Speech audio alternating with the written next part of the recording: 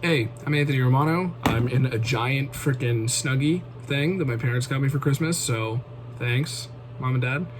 Anyways, this video is going to tell you if you have to raise calories in order to break through fat loss plateaus on keto. So a lot of people are wondering, like, are you going to gain fat if you eat more calories? Are you going to, lose more fat because you're eating more fat and your insulin's lower? I'm going to answer that really quickly in this video. Let's get into it.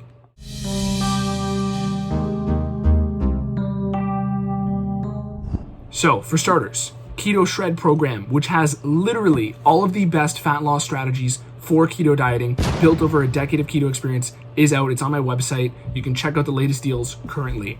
And I highly recommend you go get it because it answers everything this video does and 300 times more. And all the other videos I've made culminate into that program. So I highly encourage you to go get it. Now, question is from Waxy Whisper 3374.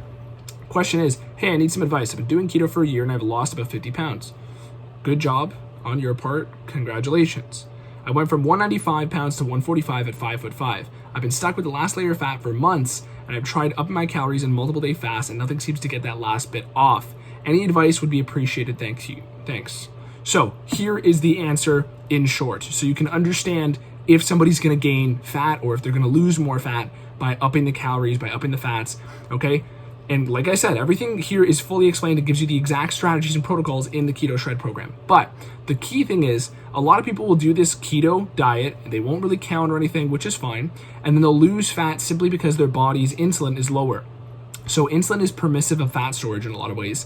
And when you lower insulin, you are basically lowering the propensity of certain foods to cause fat storage, rather than lowering the total amount of energy consumed. So you're taking a qualitative approach over a quantitative one. You're trying to focus on what your body's hormones are doing rather than the total amount of energy coming in and just not caring about where it gets used. You understand the difference there? So there's the qualitative side of the coin and the quantitative side of the coin here. And when we're applying, the question of do I need to raise calories? A lot of keto gurus will tell you, oh, raise your calories, get more fat in, right? That's the keto diet. Keto is not necessarily high fat. Keto is no carbs. That's what keto is. It's no sugar, okay, except for greens and fibrous vegetables. So granted, it doesn't have to be a carnivorous diet. It doesn't have to be a super high fat diet. It can only be those things as a byproduct of being a low carb diet. The only thing that triggers ketosis is the absence of carbohydrates and sugar. Okay, after you work out, you are going to be producing more ketones, okay, because you've just burnt out some of your glucose. And that's what you have to understand here. Keto, like literally you could not eat anything and you're not eating sugar.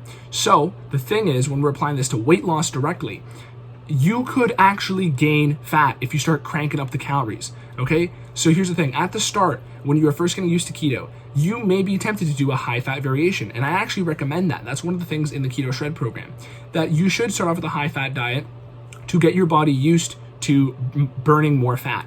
But you want your body to mobilize more fat, okay? So the way you mobilize it is by integrating some of that quantitative side of the coin. At first, you don't need to count calories. You just need to focus on the quality and getting that insulin lower, right? But a lot of keto gurus will cut it off there and just say, oh yeah, just keep putting the insulin lower, man. It's after a certain point, once you're adapted, your body's going to reach homeostasis with that. And you need to put more demand on your body to mobilize its own stored fuel. So the way you do that is by slowly lowering the calories and removing some of the fat. Now the best way, well, not the fully best way, because there's a lot of other great ways in the Keto Shred program, but one of the best ways is to raise the protein a bit, okay? Because not only is protein more thermogenic, it's more metabolically demanding to metabolize, right? What happens is your body is basically going to treat protein like bricks. It doesn't treat it as energy, okay? It's nitrogen, it's not carbon, okay, based. So the thing is, it's not gonna be, even if you eat, 4 calories and 1 gram of protein, a lot of that energy is gonna be put into metabolizing the protein. So granted, you could of course, lower the calories and slowly titrate that down. That's one basic thing that the Keto Shred program expands on in 10 times more. And you can get that, by the way, romanoketo.com, link in the description. But the thing is, you do not want to raise calories. Well, there's nothing wrong with it. You can still lose weight that way. But you have to realize after a certain point when you're adapted, you are going to find other methods. You're going to have to find other methods to create more demand, okay? And after getting adapted, your body is only going to be, reaching homeostasis, and there's going to be no extra demand. So that is the answer to this question in short, trying to make some shorter videos. Thank you for watching this one. Check out Keto Shred, link in the description, romanoketo.com. Leave me some questions down below. I'd love to answer more of them, and I'm lately liking to answer some of these from, video style comments while I'm wearing oversized hoodies. So thank you for watching. Follow me on Instagram to subscribe to this page and like it if I already said that. Peace.